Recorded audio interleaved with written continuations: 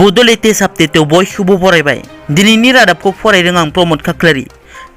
गिबि news update दङ आमेरिकानि खिथेर थांनाय बृहस्पतिबार खालि आफगानिस्ताननि काबुल बिरखं गाथोननि बायजोआव सुसाइड बमनि जाथायखौ फिनजाथाय होनानै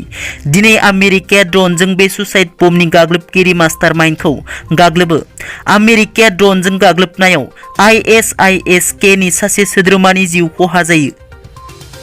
नैथियाव दङ दिनै बाक्सा जिल्ला कक्लाबारि सापागुरि जौमा फरायसालिनि कमिउनिटि हलाव प्रि रिक्रुटमेन्ट ट्रेनिं होनाय हाबाफारिखौ बेखेवदों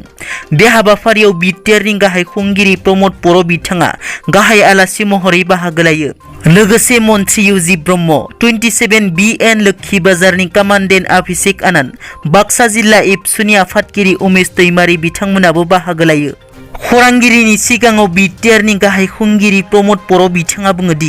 जोंनि लाइमोनफोरा आथिखालाव गोबां बेखाराव दं बेखायनो बयबो बे हाबाफारियाव बाहागो लानायजों लोगोसे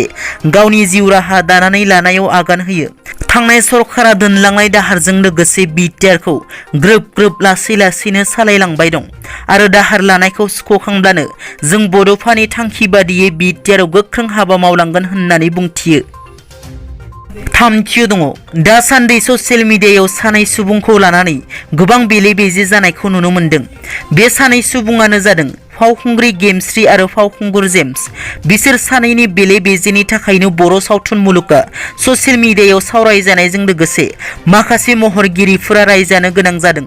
जायनि थाखाय फैगौ 5 सेप्तेम्बर खालार खालि डिमाकुसिनि राइन' रिजर्टआव गेमस्रि आरो जेम्सनि सायाव सावरायना गोख्रों अपेन डिसिसन लानाय जागोन होनना बड' सिनि आर्टिस्ट एस'सिएशन सुंद'यै BCAA नि नेहाथारि गुरु पबित्र बिथाङा फोसावदोंमोन नाथाय दिनै नेहाथारि गुरु पबित्र बिथाङा फोरमायनाय बादिब्ला 5 सेप्तेम्बरनि सोलाय 7 सेप्तेम्बरावसो बे अपेन डिसिसनखौ लानाय जासिगोन होनना बे डिसिसना पाब्लिक जागोन आरो रायजोनि मोनसे गोजोननाय डिसिसन जागोन लोगोसे महरगिरिफोरनिबो गोजोनथाव डिसिसन जागोन होनना फोरमायो